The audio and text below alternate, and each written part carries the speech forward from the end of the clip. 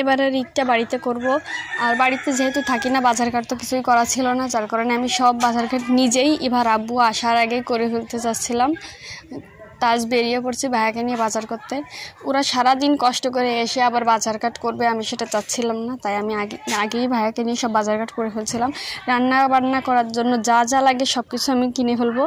তো প্রথমেই তেল ছিল না মোটরসাইকেলে, বা যাওয়ার পথে তেল নিয়ে নিলাম। তো মোটরসাইকেলে আমরা 3 জনে গিয়েছিলাম, ইভা, আমি আর ওর মামা। তো আমরা মোটরসাইকেলে তেল নিয়ে আসে এখন যাব মাংস কিনতে। ঈদের দিন তো মাংস কেনা লাগবেই। তো ভাবলাম আসছি যখন বাজারে, এখান থেকে একবারই নিয়ে যাই ভালো মাংস দেখে শুনে, কেননা ঈদের দিন অনেক তাড়াহুড়ো থাকবে এবং মাংস যেরকমটা পাই সেরকমটা নেওয়াই লাগবে। আগে ভাগে মাংসটাও এখানে ভালো দেখলাম, নিয়ে নিলাম। আর এখান থেকে বেরিয়ে আমরা এখন মাসকাবাড়ির যে জিনিসগুলো ছিল ওইগুলো কেনাকাটা করব।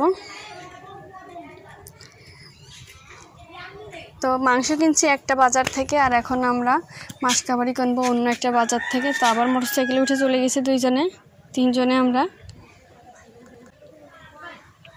ইভাকে মোটরসাইকেলের মাঝখানে বসাইছি। আমার মনে হচ্ছে ও ঘুমিয়ে যাচ্ছে, কাত হয়ে যাচ্ছিলো এক সাইডে।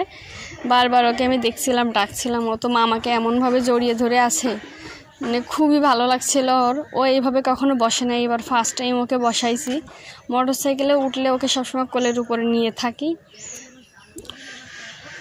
ও একভাবে চুপ করে মোটরসাইকেল ওর মামাকে জড়িয়ে ধরে বসেছিল পিছনে। তো আমি আসলে এইভাবে বাজারঘাট সেরকম করি না, এবার ফার্স্টে এরকম বাজারঘাট সব কিছু করতেছি। কেননা আমি সবসময় এবার আব্বুর সঙ্গেই ছিলাম, উনি সব বাজারঘাট রান্না বান্না যে কোনো জিনিসপত্র হোক না কোনো সবগুলো উনিই করছে। এইবারে ফার্স্ট টাইম আমি এরকম করতেছি, জানি না সব কিছু ঠিকঠাক মতো পারবো কি না। আর ভাইয়াও এগুলো আসলে খুব কমই বোঝে ওইগুলা। তো আমরা বাজারঘাট করতে খুবই নিষেধ করতেছিল, কিন্তু আমি শুনলাম না, বাজারঘাটটা না করে পারলাম না আসলে। যে বাড়িতে যখন থাকবো আমাদেরও তো মেহমান আছে, তারাও তো আসবে, সবাই তো আর ওই বাড়িতে যে কমফোর্টেবল ফিল করে না। তো এই জন্য আমি বাজারঘাট বাড়িতেই করে নিয়ে আসলাম।